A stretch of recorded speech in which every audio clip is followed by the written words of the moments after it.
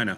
All right, let's do it. These are, this is a market measure that our research team put together for today. Really just talking about shorting the VIX and profiting from implied volatility. After this is over, we'll tell you about some of the upcoming events that we have on the calendar. But shorting the VIX, ready for this? Shorting the VIX, I'm ready for this. Volatility is one of the more prominent examples of a mean reverting nature that we have the ability to trade. That's fair. I would say that volatility, pairs trades, there's some divergences in different indices and things like that. But I would say volatility and volatility itself and pairs trades are probably the two that we have the most kind of evidence of mean reversion on. Let's go to the next slide. Knowing this, it should be easy money, Mr. Batista.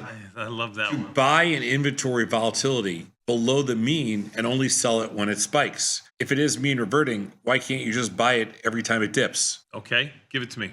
Because then you're just going to hold it, and when it goes up, you're going to sell it. Sell it, and when it goes back down again, you're going to buy it. Looks easy from the chart here. Scoop of chocolate, scoop of vanilla. Let's go to the next slide. However, there's always an however. Oh. We run into a couple of problems. We can't buy the VIX, and the VIX futures have a natural decay. And if there is no run-up in volatility by expiration, they just lose money. Right. When they say you can't buy VIX, they're talking about VIX stock, right? I mean, you could do VIX options if you wanted to, but that already prices in all the VIX. That's right. So the long VIX strategies using options can often run into the same problem if the timing is off, which is usually due to volatility clustering near low levels. What that means is when volatility goes down, it kind of sits around forever.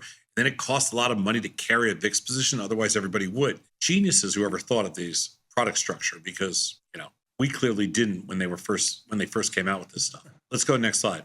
Relative to our high probability profitable strategies such as short strangles, the VIX is a very tough trade. So we looked at this 2014 to present, managed a 21 DTE. We looked at long call spreads, and these are long implied volatility strategies. So we looked at long call spreads and we looked at short puts. And the long call spreads for 10 years, the win rate's 50%, right down the middle. The short put, the win rate's obviously going to be a little higher, 78%. The average P&L, 20 and 80 bucks. The max loss is significantly greater than the amount that you make, and the buying power used a lot.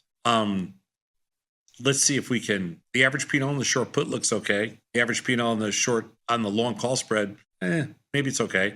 Let's take a look. Relative amount of buying power it's using. So can we do the exact opposite of this long volatility strategy? Has selling call spreads on volatility spikes been profitable? We're going to take a look because all this kind of stuff is neat. So we're going to sell a spike in volatility by selling a call spread. Let's look at the next slide. Well, the short VIX strategies have been much more consistent in their success and produced positive P&L on average. So a short at the money call spread on a spike, 78% with a 94% P&L, and a short 30 delta call spread, 86%, that's selling the 30 delta call, 86% with $58. So what's interesting here is that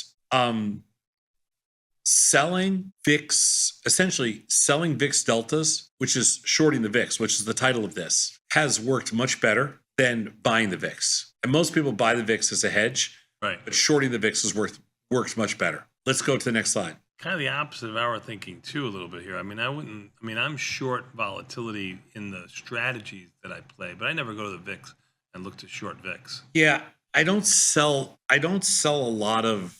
Never really have that position on synthetically, right? Yeah, we don't sell a lot of VIX deltas normally. We probably should do more. Based on this study, I think we should do more. We just don't do it enough, and we probably do it in other things, and we probably should use the VIX more.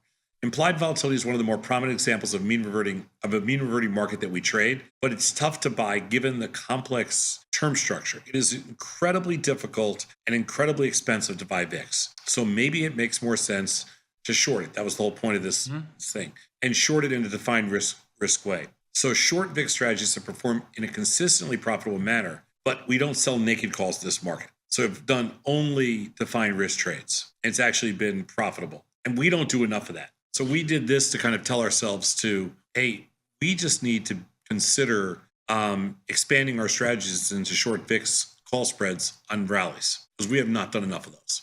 Are you disappointed with your performance? Yeah, Yeah, I'm kind of disappointed in my performance in the VIX. I mean, to be fair, I don't think we've made a lot of money in the VIX over the last couple of years. I think it's been very small, and we probably should have done better. Yeah, we used to do a lot of buy VIX futures, sell VIX calls, but that's very capital intensive too. You don't Really capital intensive, really hard to manage. I'd rather sell get call to do it as one spreads. trade. The problem with call spreads in the VIX is they're so damn cheap. You have to do the at the money.